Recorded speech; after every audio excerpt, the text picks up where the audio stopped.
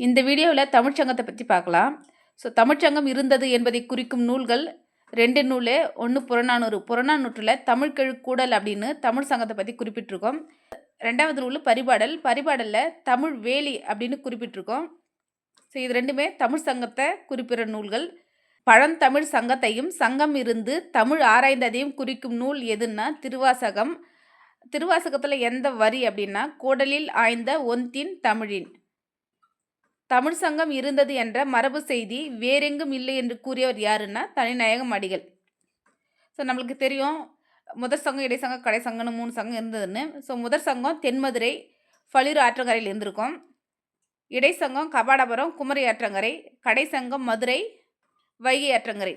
4ஆம் தமிழ்ச்சங்கத்தை தலைமை தாங்கியது யாருன்னா பாஸ்கர சேதுபதி. மேற்பார்வை செய்தவர் பாண்டித்துரை தேவர். அதுக்கு உதவி புரிஞ்சவங்க உவேசா, மு ராகவனார், பரிதிமார் கலைஞர். தோற்றுவிக்கப்பட்ட ஆண்டு 1901 செப்டம்பர் 14. தோற்றுவிக்கப்பட்ட இடம் மதுரை சேதுபதி உயர்நிலைப்பள்ளி.